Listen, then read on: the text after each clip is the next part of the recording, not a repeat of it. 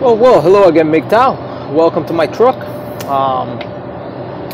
Please forgive my slow speech. If I speak a little slow, it's because I'm paying extra attention here to the weather. It's a bit rainy today, and I'm no longer going to explicitly reveal where I am, because I see that I see the way I've come to see the way in which information just kind of travels across the electronic platforms that we use, and I don't think there's any benefit in that. I'm also going to try and not reveal much about my personal life and history. But I do want to give you nuggets of MGTOW information and information relating to women and how we perceive them and whatnot. Anyways, this video is somewhat unrelated to MGTOW, somewhat unrelated. The reason is that, you know, in a man's life, see, there may come a time when he finds himself without a roof over his head, right? A steady place to live. And when that happens, right, it's best to be prepared and to know what to expect. See, the truth is that people are very territorial. Men, women, even children.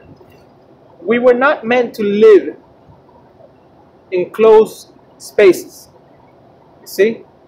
And I mean, we just have to look at the architecture that surrounds us, right? The world is full of locks. Right? We have doors and locks in and these doors and these locks, they keep us from each other. You see, they set boundaries, and when you know, in the absence of these mechanisms of restraint, such as doors, locks, fences, or whatnot, we tend to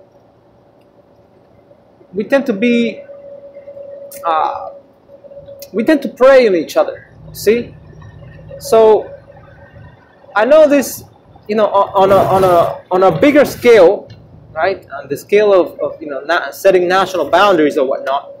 It's this is somewhat. It's related, but it's somewhat different, and I can explain why. But first, I'm going to talk about the micro environment, that environment in which, you know, a family or a small group of people may find themselves together, right? And in order to live in harmony, certain boundaries must be set. Anyways, so what are we to expect, you know, when we move into a place or whatnot, right? Well, number one, we have to keep in mind that these places, these homes, right, they serve a purpose. What is the purpose of a home? Right? The purpose of a home is to satisfy the needs of the human body and the human mind. That's the reason why we have created these structures out of wood and lumber, you know, lumber and stone and you know, metals of all kinds, and you know, nowadays rubber and plastic and you name it, right? We have created these very complex structures that protect us from the weather, and they keep us from other people, right? They keep us safe from predators or whatnot, animals and people as well. And the reason why we created these structures, again, is to satisfy the needs of the human body, right, and the human mind. If we go to, to a home, say it's a one-bedroom apartment, right? And we go room by room in this apartment,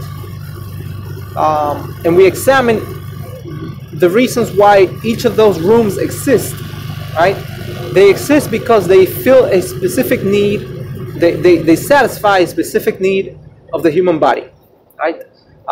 Let's take, for example, the kitchen, right?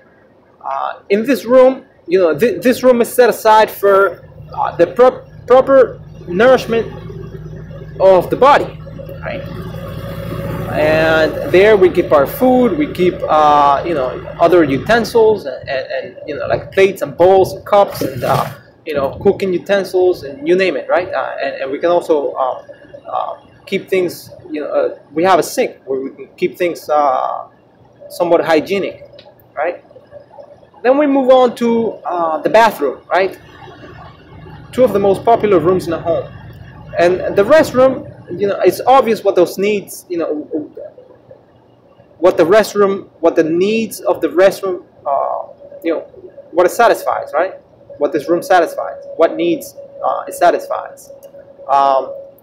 We have to relieve ourselves, and if if everybody went outside and relieved themselves, then we would soon have, living in close quarters, we would soon have an issue, right? So we have sewage systems or whatnot, and water treatment plants, and that's how we take care of that problem. But in a home, this room exists so that the body can remain clean. See, and then we move on to the restroom, perhaps the room in which we spend most of our time. Whether we like to believe it or not, we spend at least 8 hours, or usually it's recommended that we spend 8 hours, laying down and resting. See, and so the bed is very important. The bedroom is very important. The environment there is of primary importance to the health and well-being of the human body, right? As well as the human mind. The temperature there needs to be set. Needs to be within a certain range for us to be comfortable and be able to rest properly, because so much depends on rest, right? On proper rest. Excuse me, I gotta find this gear here, guys. I lost my gear. There we go. And so there are other rooms, right? Like the living room. We have storage rooms or whatnot, right? But those are the main rooms, right? The most important rooms. Then, of course, we have needs for transportation, so we have garages, and we have many other rooms that we can come up with, right? But those are the three main and most important rooms in a home, and the reason being is that these needs are of primary importance to us, right? We have to satisfy these needs on a constant basis. We must sleep for a certain amount of hours per day or night, and we must eat, and we must keep ourselves clean. And the truth is that nature, did not do. It's tough for us to take care of ourselves in nature, right? And to do that consistently, and to do that in a way in which we are comfortable. Homes provide us with that comfort, right? Protection from the elements, right? Harsh weather, a snowstorm outside or whatever, and you can still live in there, with the artificial heating and cooling. Anyway, so to make a long story short, when you move into a place, you have to keep in mind that people are satisfying those needs, right? Say you have neighbors next door. They're trying to do the same thing that you're trying to do. You're trying to satisfy your needs, and they're trying to satisfy their needs, right? And it's imperative that you go about your business quietly, right? You go about your business in a way that does not disturb the ability for others to do the same. See, you don't play loud music. If you know that someone has a habit of sitting in a, say you're living with somebody else, right? I haven't lived with anyone else in a long time. I mean, I'm mostly on the road, and then when I go home, I go to my house and it's empty, But say you live with somebody else, right? You have roommates, which is, you know, popular here in America. So many people have roommates, you know, college roommates or whatnot. Say college roommates, right? Say this person has a habit of, you know, sitting on a couch, right, in a specific corner of the couch, and you come to their place. See, you have to remember we're animals, right? Biologically speaking, we are animals, and so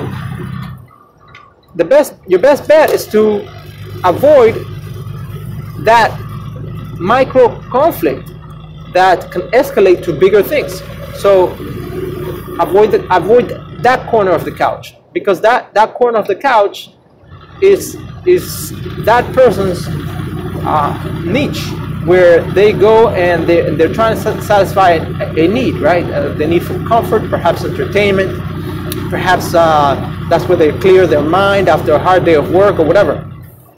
So you remain clean, you keep the place clean, right? That's number one. Number two, you try to be as incognito as possible. And this is true even if you live with your, you know, biological family, right? Try to be as incognito as possible. Move silently, see? And you'll have no issues. People will love you no matter where you live. It's the art. It's kind of an art. You see, you don't disturb, right? You don't crank up your engine at you know, certain hours of the night. You know, like, not crank it up. I mean, I don't mean starting the car. I mean, like, say for example, you know, revving up your engine. You have this habit of revving up your engine at 10 o'clock in the morning every Sunday. You know, when you're ready to go to church and be a good person, right? But you know, you just woke up the neighbors who tend to want to sleep a little late during Sunday, right? Because you're in this habit of really revving up your, you know, souped up Honda Civic or whatever. So the trick here is to live in such a way as to not disturb others. See, and in the process, you run your household, you run your home like a business. What do I mean by this? You run it for a profit. See, I know it's your home or your house or your apartment or whatever, but you have to run it lean and mean and clean, and you have to run it so that you know, efficiently, so that you don't go bankrupt, right? And you don't bankrupt the other people around you, because no one's trying to go bankrupt. See, and so avoid the partying, avoid the you know, the out of control things. Make a list when you go shopping to the supermarket, right, or wherever you go and acquire your food. Be a clean person, you know, and you'll be, and for the most part, you know, be agreeable. I don't mean you have to agree with everything another person says or whatever. I mean having a general attitude where you keep an open point of view, right? If your neighbor is into, I don't know, say your neighbor is into something really horrible, right? That, well, as long as it's, you know, if it's illegal, if it's an illegal activity, then you want to stay out of the way, right? Because if you become buddies with that person, then chances are you'll be involved in their mess. And if you confront them about it, then they can come after you. You see? So again, you want to be as incognito as possible. See, that's real life. If you snitch and you get the state involved, then you know that's another way of dealing with it. But then you have to live with the consequences of those actions, right? You have to keep that in mind. Keep what you did in mind, right? And you justify it. You just ended up justifying more involvement of the state in private matters. So stay out of the way, right? And run it profitably. See? Make your money quietly. Make your money quietly and stay out of the way. And you'll go far. And before you know it, you'll be in a better position financially and otherwise. You know, you'll be in a position of control where you can control Look at this beautiful sunset, guys. Wow, how nice. Anyways, yeah, so you'll be, you live quietly, you accumulate and accumulate and accumulate resources, and before you know it, you'll be sitting in a pile of cash, right? And you may be living in a room, but because your needs are, they're simple, right? Again, you're running this like a business. Your home must be run like a business, clean, efficiently.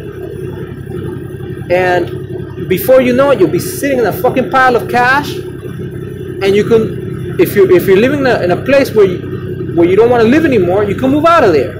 And you'll move out of there, and you'll leave in good standing. The people that you leave behind will smile and say, well, you know what, it was great having you here. You're welcome to come back anytime soon, anytime you like, So you have an open door. You see, that's if you're living with somebody else. But even if you're living, it's say a neighborhood, right? And you have a neighbor that you can see. Say it's, for example, you live in a triple decker, or you live in a one family home or whatnot. But you were a good neighbor. What do I mean by a good neighbor? You didn't make any noise, right? You kept your property in good condition, right? Excessive noise, I meant, and you kept your property in good condition. You don't have to be a dead person, right? You don't have to be dead. Like, you don't have to be super super quiet. There's some reasonable hours in which people can make noise. Say it's weekday, afternoon or something like that, and you wanna drill something into your wall or whatever. By all means, go ahead. There's nobody around. See, now this is if you're living in an apartment or whatever, and you have the ability to do that. You want to mow the lawn, same thing. Mow it on a Saturday afternoon. Nobody's gonna complain, right? They may want to be in your business a little bit, right? But and they may come and talk to you and say, hey, what are you doing? How's life or whatever. You don't have to tell anybody your business. That's another thing. Your business is your business, and this is, again, remain. You want to be as incognito as possible, right? Deflect the questions. Your personal life is your personal life, because every time I found throughout the years that every time that people start asking questions about you, and this is especially true if you have something of value going on, right? Say you're living frugally and you're piling on the cash, right? You have, I don't know, say a good amount. You have $100,000 in cash, right? Cash and some investments or whatever, right? You don't want to boast about it. Never boast. Never ever boast. And always tell people only what they need to hear. That's it. See, whether it's a roommate or your next door neighbor that lives next to you in a home, in a house, separate home or whatever, or your next door apartment dweller or whatever. Keep to yourself as much as possible. That's the way of the MGTOW, right? Be frugal, be low key, be incognito, pile on the money, work hard. See? And before you know, again, you'll be in a financial situation that's the envy of the people around you. It is often said that most Americans can't put $1,000 together to save their lives, right? Like for an emergency or whatever. But you can because you know how to live. You live frugally, with no waste, right? You work hard and you put it all aside. And before you know it, you can do astounding things. Anyways, I hope this helps a young man out there who may be just starting out in life, or maybe someone who found himself in a divorce situation, perhaps living with strangers for the first time. I've lived with strangers before, and let me tell you, it wasn't fun for me. People can be nasty. They, hygiene-wise, they can be nasty. They can have bad habits, like vices or whatever. They can they can be in your business, or wanting to be in your business, like it's theirs. Um, these are very common things that that happen when you're living with someone else, and it happens to all of us. But the idea is not to make a show about it, right? The idea is to, again, be as quiet about it as possible, so that things don't overcomplicate themselves. And again, I hope this helps a person who may be out there going through divorce, and or a young man that's just starting out in life.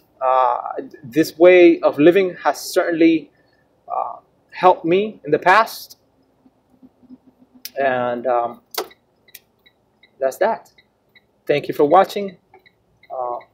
Do like, share, and subscribe, and comment below. And I'll catch you in the next video. Thank you.